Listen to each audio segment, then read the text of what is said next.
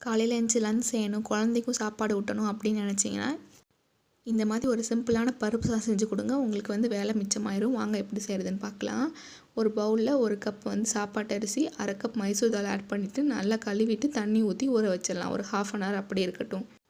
ஒரு குக்கர் எடுத்து அடுப்பில் வச்சு நல்லா எண்ணெய் விட்டு எண்ணெய் நல்லா காஞ்சோடனே கடுகு, உளுந்து, சீரகம் ஆட் பண்ணிவிட்டு கொஞ்சமாக கருவேப்பிலை, ஒரு காஞ்ச மிளகா, ஸ்லைஸாக கட் பண்ண வெங்காயம், 10 பல் பூண்டு, 2 தக்காளி ஆட் பண்ணிவிட்டு இதுக்கு தேவையான உப்பு ஆட் பண்ணி நல்லா மிக்ஸ் பண்ணி விட்டுருங்க. இது நல்லா எண்ணெயிலே வதங்கட்டும்.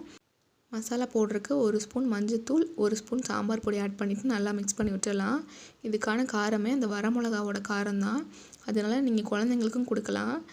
1 கப் அரிசிக்கு 3 கப் தண்ணி ஆட் பண்ணி அரிசியும் கழுவி ஆட் பண்ணிவிட்டு குக்கரை மூடி போட்டு க்ளோஸ் பண்ணிவிட்டு 5 விசில் வர வரைக்கும் வெயிட் பண்ணிடலாம். 5 விசிலுக்கு அப்புறம் எடுத்து சர்வ் பண்ணிங்கன்னா ஒரு சூப்பரான பருப்பு சாதம் அவ்வளோ மேஷியாக இருக்கும். கண்டிப்பாக ட்ரை பண்ணி பாருங்கள். இது கூட வச்சு சாப்பிட்றதுக்கு ஏதாவது கிரேவி மாதிரி ட்ரை பண்ணுங்கள். இல்லைனா உருளைக்கிழங்கு ஃப்ரை பெஸ்ட்டாக இருக்கும். கண்டிப்பாக இந்த ரெசிபியை ட்ரை பண்ணி பார்த்துட்டு எப்படி இருக்குன்னு சொல்லுங்கள்.